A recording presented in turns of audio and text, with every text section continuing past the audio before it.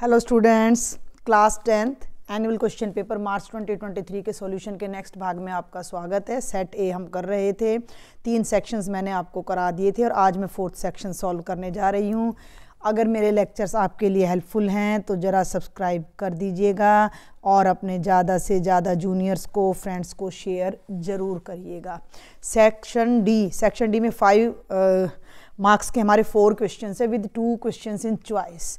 तो 6 क्वेश्चन हमें सॉल्व करने हैं। 31वां देखते हैं। 7 मीटर ऊंचे भवन के शिखर से एक केबल टावर के शिखर का उन्नयन कोण 60 डिग्री है। ठीक है भाई, भवन से केबल टावर का उन्नयन कोण यानी कि केबल टावर भवन से ऊंचा है और भवन 7 मीटर है और इसके पाद का अवनमन कोण 45 डिग्री। टावर की ऊंचाई ज्ञात करो। From the top of a 7 metre high building the angle of elevation of the top of a cable tower is 60 degree. मैं आपको इनके आइडियाज़ दूंगी। ये आपका भवन है ए बी और ये सी डी आपका केबल टावर है। यहाँ से आप ऊपर देखोगे तभी तो एंगल ऑफ एलिवेशन बनेगा ना, उन्नयन कोण बनेगा। तो ये कोण तो है 60 डिग्री का। और यहाँ से जब आप नीचे इस टावर के फुट को देख रहे हो तो यहाँ से जो एंगल नीचे जा रहा है इधर, ये वाला एंगल है 45। ये हाइट है 7 मीटर। अब सुनो, ये 7 है तो ये इतनी भी कितनी हो जाएगी 7 मीटर। इस पॉइंट को ई मान लो तो ये एक्स मान ली हमने। 7 जमा एक्स करोगे तो टावर की हाइट आ जाएगी। हमने टावर की ही हाइट निकालनी, तो हमारा काम एक्स निकालने का है। ये है ए सी। अब देखो, ये 2 लाइन्स पैरेलल हैं और ये ट्रांसवर्सल है। ये एंगल 45 है तो ये भी कितना हो जाएगा 45। सबसे पहले आप इस ट्रायंगल को लो ए बी सी।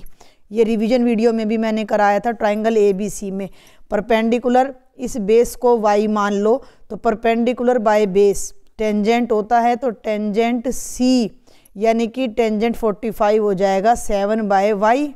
टेंजेंट 45 1 होता है तो 1 = 7 बाय y और y की वैल्यू आ जाएगी 7 metre.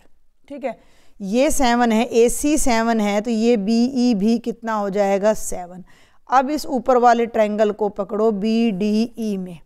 In the triangle B D E में बेस पता है, हाइपोटेन्यूज निकालना है, नहीं परपेंडिकुलर निकालना है, आधार पता है, लंब निकालना है। एंगल 60 है तो टेंजेंट 60, फिर से वही परपेंडिकुलर बाय बेस यानी x बाय 7। ये कितना होता है √3।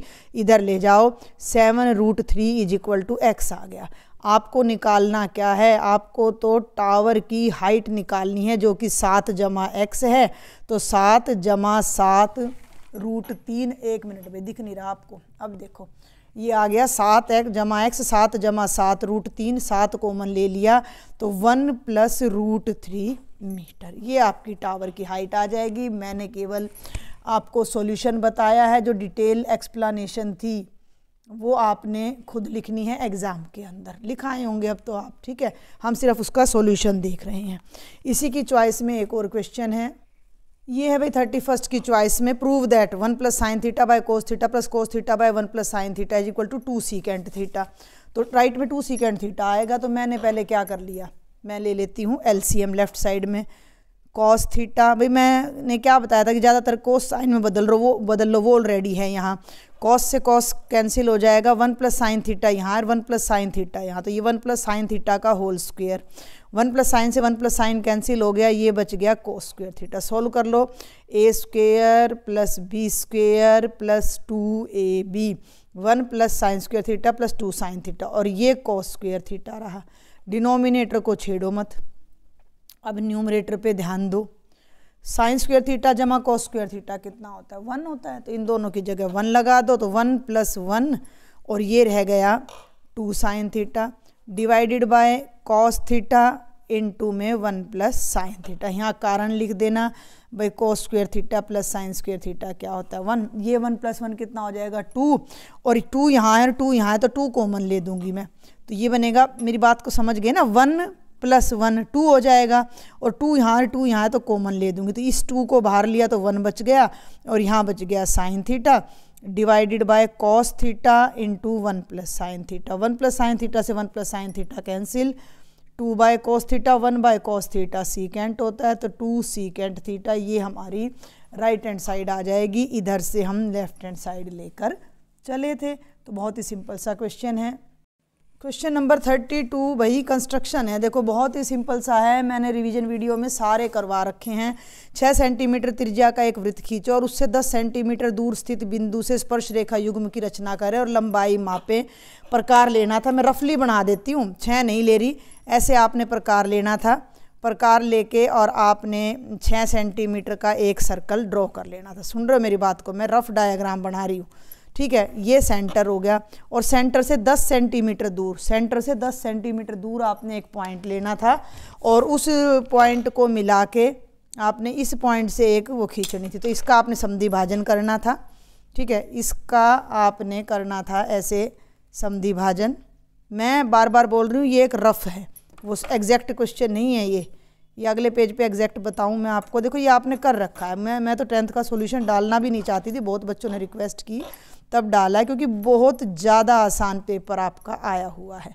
तो यहाँ से आप ये एक सर्कल ड्रॉ कर लो, हो गया। और दोनों सर्कल जहाँ मिलते हैं वहाँ से आपने ऐसे ज्वाइन कर देना था, ये इस तरीके से। इससे आसान क्वेश्चन कोई हो नहीं सकता 5 मार्क्स के लिए। 12th का पेपर आप देखेंगे तो इतना लेंथी, इतना ज़्यादा लंबी कैलकुलेशन है, बच्चे बहुत परेशान हुए हैं। ये आ जाएगा और इसके आप स्टेप्स ऑफ कंस्ट्रक्शंस लिख सकते हो। यहाँ मैं लिख दूँ नॉट एग्जैक्ट मेजरमेंट, ठीक है, मैंने सिर्फ इसका एक आपको आइडिया दिया है। क्वेश्चन नंबर 33 13th चैप्टर में से हैं, दोनों चॉइस ही 13th में से हैं। एक खिलौना त्रिज्या 3.5 सेंटीमीटर वाले एक शंकु के आकार का है जो उसी त्रिज्या वाले अर्धगोले पर अध्यारोपित है, ठीक है भाई। देखो जरा, एक अर्धगोला है भाई, दोनों एक दूसरे के ऊपर हैं तो दोनों का रेडियस सेम है, उसी के ऊपर ये शंकु है। तो ऐसा एक खिलौना है, त्रिज्या 3.5 है, तो दोनों का जो रेडियस है वो 3.5 सेंटीमीटर है। मैं कोशिश करती हूँ कि हम डेसिमल में ना रखें, हमें आसान रहेगा। ये रेडियस हो गया 7/2। इस खिलौने की संपूर्ण ऊंचाई 15.5 सेंटीमीटर है। संपूर्ण का मतलब यहाँ से लेकर यहाँ तक, ये पूरी की पूरी हाइट आपकी 15.5 सेंटीमीटर है। तो खिलौने का संपूर्ण पृष्ठीय क्षेत्रफल ज्ञात करो, ठीक है भाई।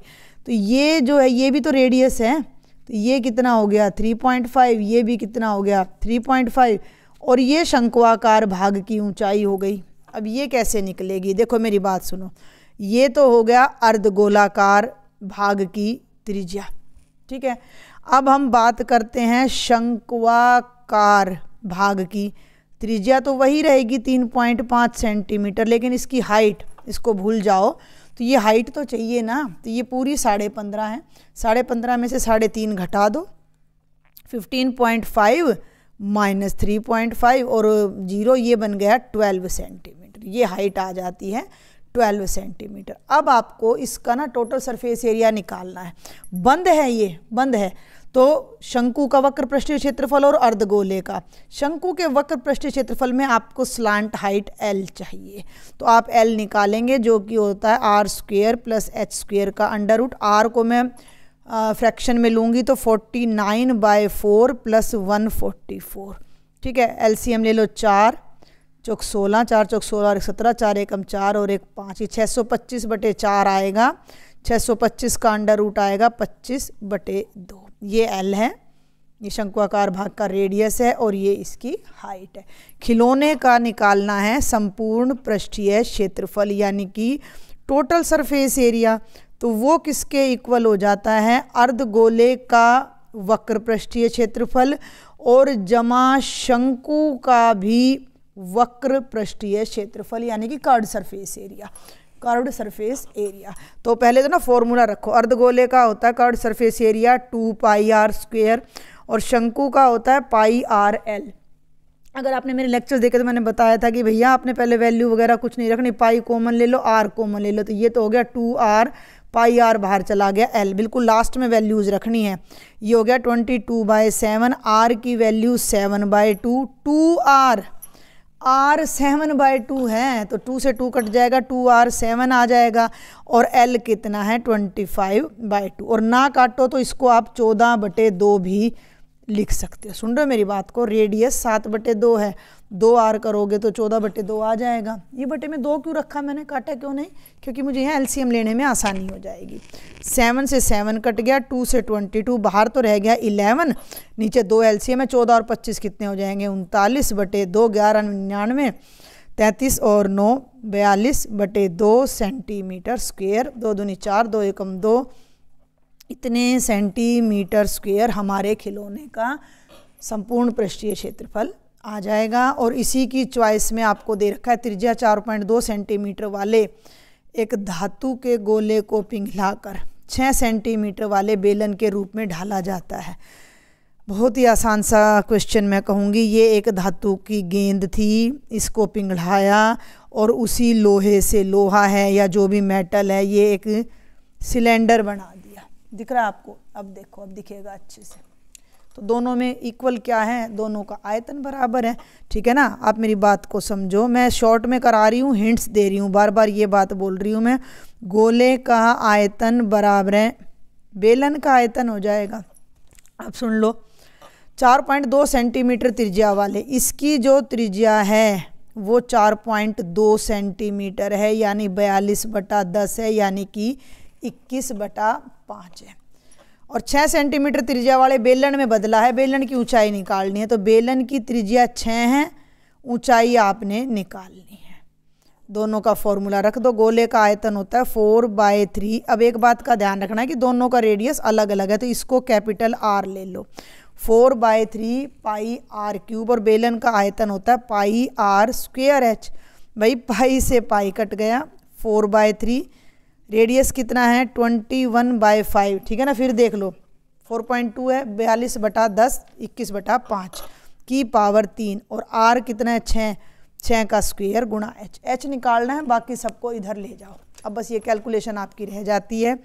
देखो 4/3, ऊपर 21 आएगा 3 बार, नीचे 5 आएगा 3 बार, और 6 की पावर 2, 6 की पावर 2 जो है वो यहाँ आ जाएगा 36, बराबर रह गया h। 4 निम 36, 3 7 21, 3 तिया 9, 3 7 21 और 3 7 21। यहाँ से जब आप इसको सोल्व करोगे तो 7/5 की पावर 3, यानी कि 343/125 सेंटीमीटर। डेसिमल में मैं नहीं बदल रही, आप बदल लेना, नहीं तो यहाँ भी छोड़ सकते हो। ये आपका आंसर आ जाएगा। और ये बेटा हमारे क्लास 10th के पेपर का लास्ट क्वेश्चन। निम्न सारणी 35 नगरों की साक्षरता दर दर्शाती है, माध्य साक्षरता दर ज्ञात कीजिए। माध्य निकालना है आपने, मीन निकालना है। बहुत सिंपल है, डाटा मैंने यहाँ लिख दिया। ये फ्रीक्वेंसी है। जब भी आपको ये क्लास इंटरवल दिया गया हो तो आप इनका मध्य बिंदु यानी XI निकालते हो। 45 और 55 को जोड़ दो, ठीक है, कितना आ जाएगा 100 आ जाएगा।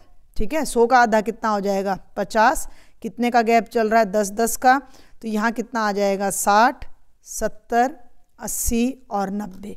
बिल्कुल डायरेक्ट तरीका लेते हैं, जीरो पीछे लगा हुआ है तो कैलकुलेशन इतनी लंबी नहीं जाएगी। डायरेक्ट मेथड से हम कर रहे हैं। 5 तिये 15, 150, 60 और 10 की हो जाएगी 600, 11 7 77, पीछे जीरो लगा दो, 8 8 64, 9 तिये 27। ये कितना है 35 था, और ये कितना है वो देख लो। 7 और 4 11, 11 और 7 18 और 5 23, 2 2 4, 6 और 4 10 और 7 17 और 6 23 और 1 2430 हो गया। माध्य क्या होता है sigma FI XI by sigma FI। ये है 2430/35, 5 7 35, 5 चौके 20 और 5 8 40 और 5 6 30 और 7 6 7 पे नहीं जाएगा तो हम इसको यहीं छोड़ देंगे। 5 चौके 20, 5 8 40, 5 486/7। तो ये हमारा माध्य आ जाएगा। 7 6 42, 8 में से 6 गए 2 और 7 तिया 21 और 6 में से 1 गए 5, 7 7 49। तो ये 63.7 हमारा माध्य आ जाएगा। तो बहुत ही आसान सा आपका पेपर था। आई थिंक आपको इससे काफ़ी हेल्प मिली होगी। मिले तो शेयर ज़रूर करें और चैनल को सब्सक्राइब करने की तो मुझे कहना ही ना पड़े, अपने आप कर लें आप। Thank you.